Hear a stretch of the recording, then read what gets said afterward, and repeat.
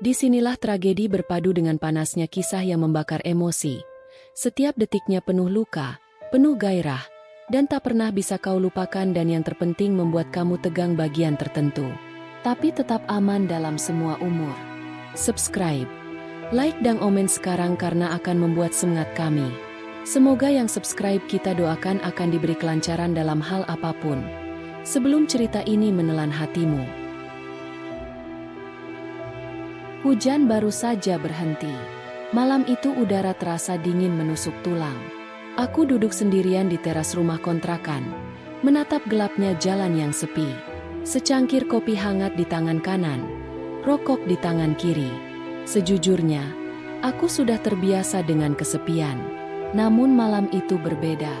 Entah mengapa, aku merasa ada sesuatu yang akan mengubah kehidupanku.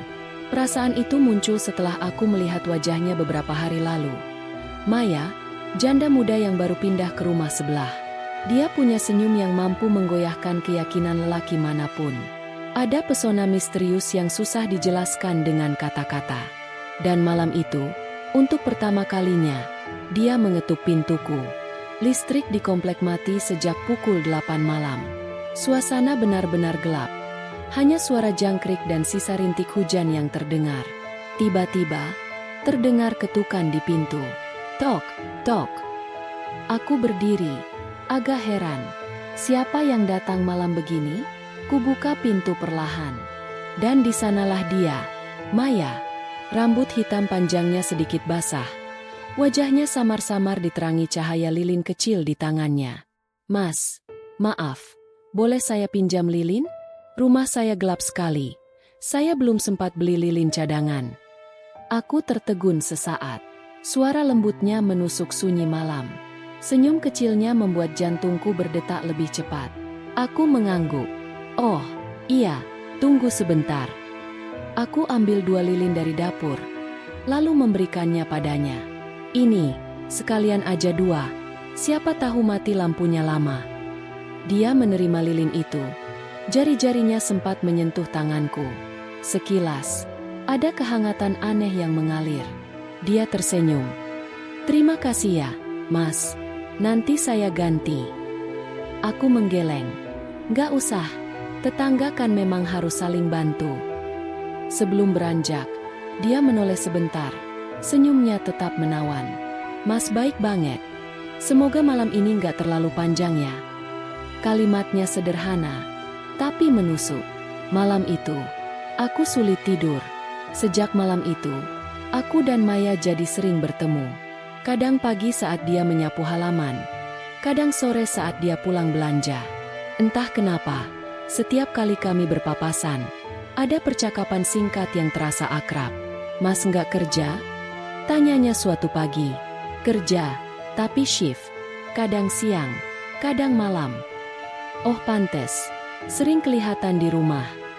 Obrolan sederhana, tapi membuat jarak di antara kami semakin tipis. Suatu sore, dia datang membawa piring berisi kue. Mas, saya coba bikin kue nih. Takut gagal. Coba Mas cicipi. Aku tertawa kecil. Wah, kalau gagal pun saya siap jadi korban. Kami duduk di teras, bercakap sambil mencicipi kue buatannya. Rasanya manis. Mungkin tak sesempurna buatan toko, tapi ada rasa lain di sana. Rasa hangat, rasa perhatian. Aku mulai mengenalnya lebih jauh. Ternyata, suaminya meninggal setahun lalu karena kecelakaan. Sejak itu, dia memilih pindah dari rumah mertuanya untuk memulai hidup baru. Aku cuma pengen tenang, Mas. Tapi ternyata sepi itu kadang lebih menakutkan daripada keramaian. Katanya lirih. Aku menatapnya. Ada luka yang tersembunyi di balik senyum manisnya. Saat itulah aku sadar, aku bukan sekadar tetangga baginya, tapi perlahan menjadi tempatnya bercerita. Suatu malam, listrik kembali padam. Seakan takdir sedang bermain-main dengan kami. Kali ini, Maya tak hanya datang untuk meminjam lilin.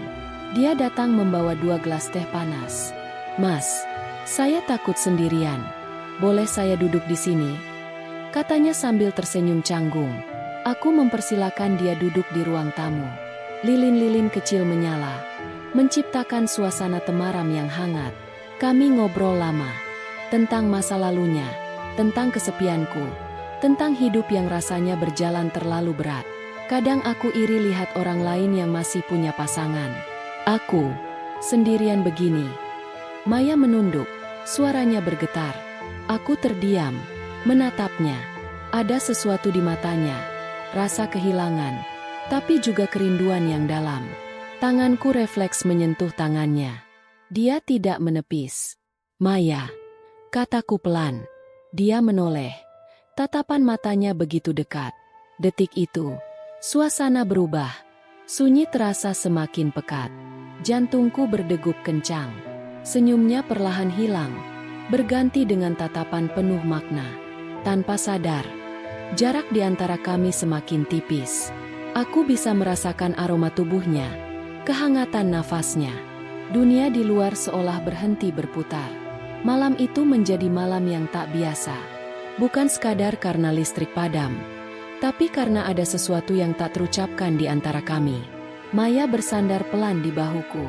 Mas, aku capek jadi kuat sendirian. Suaranya lirih. Aku terdiam, merasakan tubuhnya yang bergetar halus. Aku tahu apa yang dia rasakan, kesepian yang teramat dalam. Dan malam itu, kami saling mengisi kekosongan.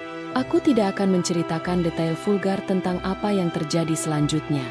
Tapi yang pasti, ada kehangatan, ada pelukan, ada tatapan yang membuat malam itu berbeda dari malam-malam sebelumnya. Malam itu penuh dengan keberanian, kejujuran, dan juga sedikit kenekatan. Bagi kami berdua, malam itu adalah titik balik. Aku bukan lagi sekadar tetangga, dan dia bukan lagi sekadar janda manis yang kutatap dari jauh. Matahari pagi menyinari kamar. Maya masih tertidur. Wajahnya terlihat damai. Aku duduk di sisi ranjang, memandanginya lama. Aku tahu, hubungan kami rumit. Lingkungan mungkin akan bicara. Orang-orang mungkin akan menghakimi. Tapi aku tidak peduli. Malam itu sudah membuktikan satu hal. Kami sama-sama butuh seseorang untuk bertahan. Saat Maya membuka mata, dia tersenyum tipis. Mas, semalam kita gila ya? Katanya sambil menutup wajah dengan selimut. Aku tertawa kecil. Mungkin, tapi aku nggak menyesal. Dia terdiam sejenak, lalu menggenggam tanganku. Aku juga. Hari-hari setelah malam itu, hidupku tak lagi sama. Malam-malamku tak lagi sepi. Maya hadir membawa warna baru. Meski kami sadar jalan yang kami pilih tak mudah. Tetapi bagi kami berdua, malam itu adalah awal dari keberanian untuk jujur pada hati sendiri. Malam itu membuktikan, bahkan di tengah kesepian yang paling kelam, selalu ada cahaya yang bisa membuat hidup terasa lebih hangat.